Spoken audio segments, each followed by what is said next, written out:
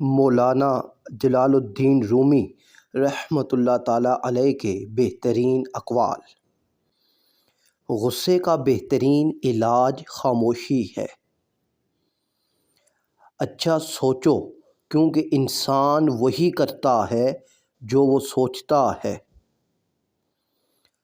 جاہل لوگوں سے کم مل، ورنہ وہ تجھے بھی جاہل بنا دیں گے۔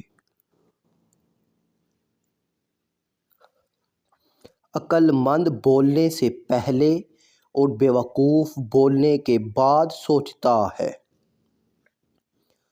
اگر زندگی اتنی ہی اچھی ہوتی تو کوئی بھی دنیا میں روتے ہوئے نہ آتا۔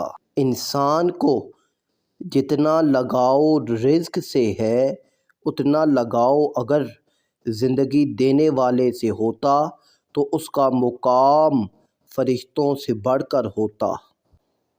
دنیا میں دو طرح کے درد ہیں، ایک وہ جو آپ کو تکلیف دے اور دوسرا وہ جو آپ کو بدل دے۔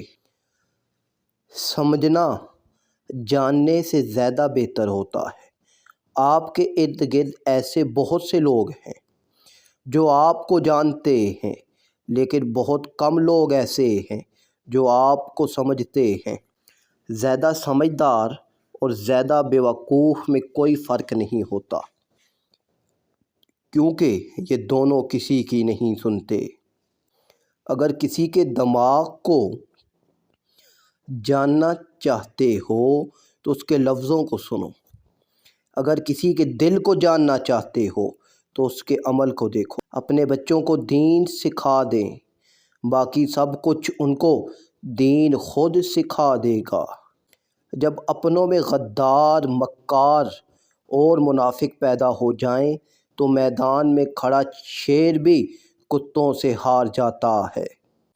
وقت اچھا ہو یا برا گزر جاتا ہے، لیکن باتیں اور لوگ ہمیشہ یاد رہتے ہیں۔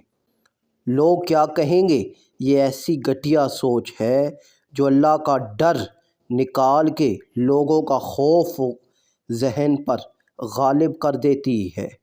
نرم دل لوگ ہمیشہ دھوکہ کھاتے ہیں، کیونکہ وہ غلط لوگوں پر بھروسہ کرتے ہیں۔ ہم ایسے منافق لوگ ہیں کہ کسی کی تکلیف کو اس کے گناہوں کی سزا سمجھتے ہیں اور اپنی تکلیف کو آزمائش سمجھتے ہیں۔ کون اچھا ہے، کون برا، اس کے لیے خدا نے آپ کی رائے نہیں مانگی۔